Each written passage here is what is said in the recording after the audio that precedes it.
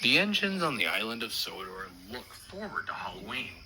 They enjoy the fireworks and the children dressing up as wizards and witches. They also love Edward's spooky stories. So we all know the scrapyard at Kildane is run by those two diesels, Ari and Bert.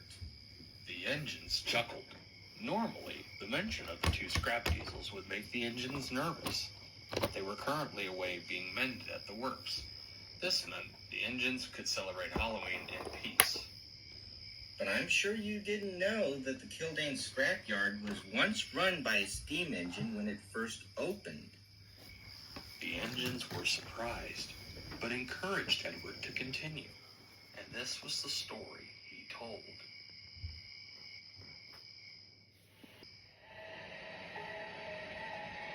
Long ago, when the Sodor Iron Works was formed, it had its own dedicated engine.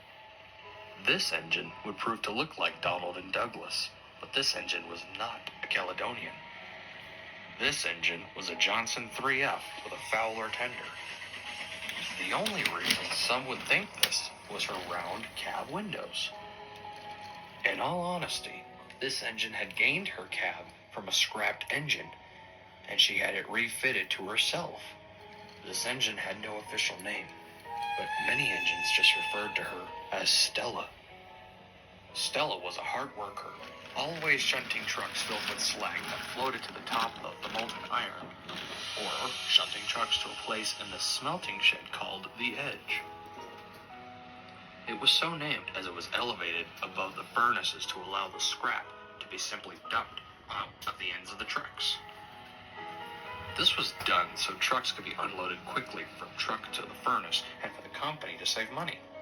Stella knew the dangers of being too close to the edge, as the men joked that anything that went in melted into a puddle. One Halloween, Stella was bringing in a trainload of scrap to be melted down into new rails. She was passing by some low-hanging chains, and one caught on her whistle, knocking it off. She was so busy, she didn't notice. As she brought her train to the edge to prepare for shunting, her driver found something else had happened. Your brakes are jammed, Stella. You're not going anywhere, he said. Oh, bother! Huffed Stella. What about that shipment I need to shunt together? I guess the engine will need to pick it up themselves, said her driver. Anyway, it's light and our shift is ended. We'll tell the foreman to have the workmen see about repairing your brakes. Stella was cross, but she could do nothing about it. Her driver and fireman damped down her fire. They explained to the foreman. The mechanic for the night shift is out sick. Cell will have to be repaired in the morning. Soon the ironworks had gone quiet, save for the roar of the furnaces as skeleton crew of workers worked the night shift. Later that night, another engine came to collect his train of flatbeds filled with rails. The engine was big and green. It had come from the other railway. He grumbled dreadfully as he puffed into the steel works. Where is my train? He roared. Sorry, our designated engine has broken down. You'll need to collect your trucks on your own, said the night foreman. The engine snorted angrily and puffed away to shunt his train. Soon the brake van had got his long line of heavy rails. But before leaving, they needed a brake van. They looked around and saw a brake van at the end of the long train that went around a bend. No one could see what was at the other end of the train. Come on, old boy. Let's couple up and we can be off, said the engine's driver. The engine seethed indigently as he dragged his heavy train to the next line. He banged into the brake van hard. Unfortunately, the train the brake van was on was Stella's scrap train. Stella woke with a start as she was violently shunted forwards and toward the edge. Stop! Stop! I'm back here! But no one heard her. Stella tried to whistle a warning, but nothing came out. She realized her whistle was gone. Suddenly, her front wheels left the track and she was pushed over the edge. Just before she was about to plunge over, the train finally stopped. The weight of the heavy scrap trucks kept her stationary. Help! Please! Help! Pull me back! But the engine didn't hear her. He was too far away and lost in his thoughts. The brake van was uncoupled from the trucks and the train set off. Stella stared down into the hot, boiling furnace below her. She could feel herself swaying back and forth, her balance hanging in a precarious balance. Suddenly, she became aware of a growing pain just under her cap. The pin holding her tender to her was beginning to break. Oh no! Oh no! She whimpered. Then, with a sharp crack, the pin gave way, and Stella tumbled the front over end into the furnace, screaming. A few workers did finally hear what roared the furnace with a massive explosion. Stella's boiler exploded as the water inside flashed to stew. Molten metal was everywhere. Stella, the only trace left of her was her slightly melted tender that was now fused with the track of the cooling glob of molten metal. And they say on Halloween, Stella's ghost returns to the smelters looking for her lost whistle. Before hearing two loud toots on his whistle, smoky! The engines cracked, all shivering a little.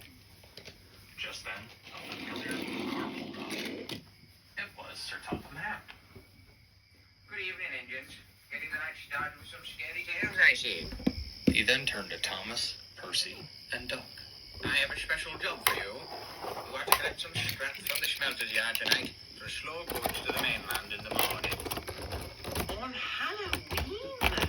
Squeaked Percy. Don't worry, Percy. You'll be back in time for the fireworks. Sir Topham Hatt said before turning and leaving. Percy isn't afraid of missing the fireworks. He's a scaredy engine. Thomas chuckled. I'm not. Snapped Percy. Come on, you two. No arguing. Duck said.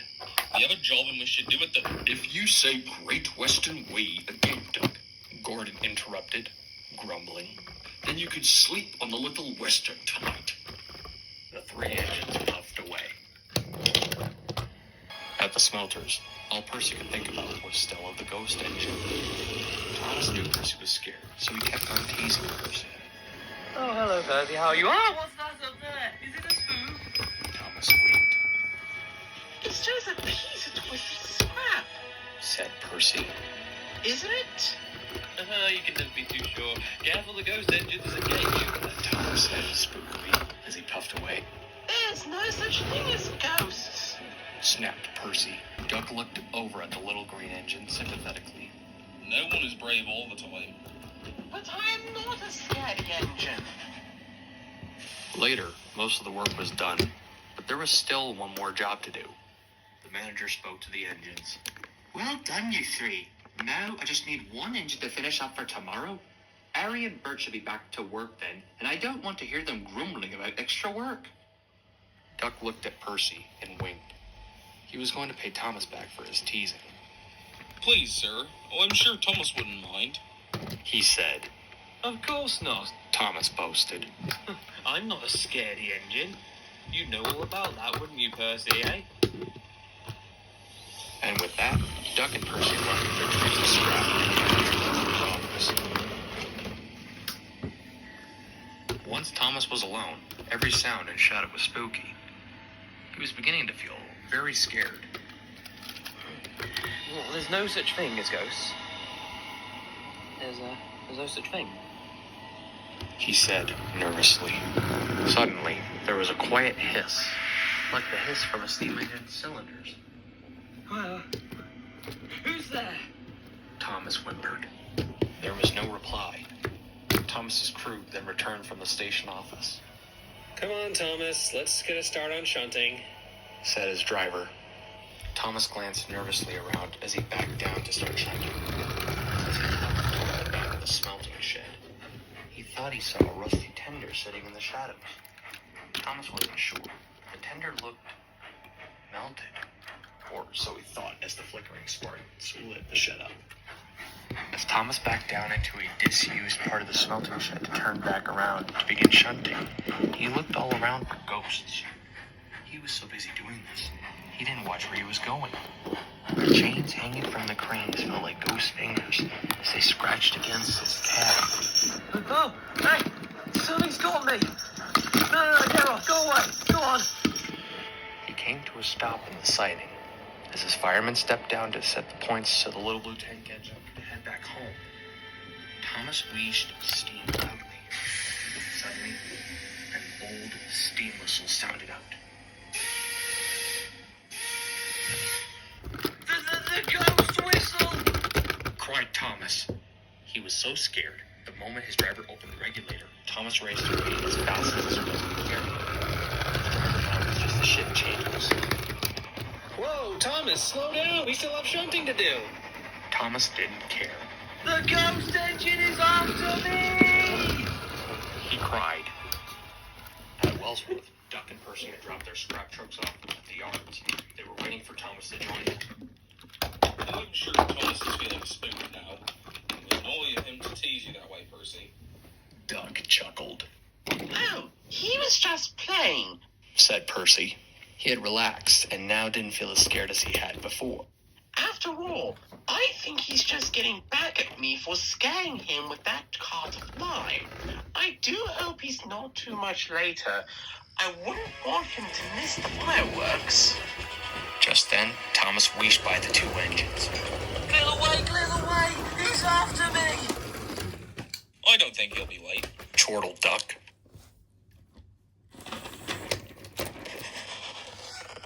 Duck and Percy joined the other engines at Knapford to enjoy the bonfire and fireworks. Percy looked around and noticed that Thomas was nowhere to be seen. Where's Thomas? You'll miss all the fun. Well, it would serve him right for all his teasing. Engines shouldn't act that way. It's not the Great West. That's it, Gordon grunted from nearby. You could sleep on the Little Weston tonight, Duck. As Duck and Gordon began to bicker, Percy popped away to find Thomas. No one noticed Edward slink away either, back towards Kildane. Percy found Thomas all alone at the sheds. Are you all right, Thomas? Yeah. Said Thomas, shakily. I'm sorry I teased you, Percy. Duck was right. Nobody's brave all the time. Percy smiled. At least we know when to say we're sorry sometimes. He said. Now come on, Thomas. We can see the fireworks just fine from here. The two friends popped out of the sheds and sat on the turntable, enjoying the fireworks. Meanwhile, Edward puffed into the smelter shed. He had a feeling some shunting was needed.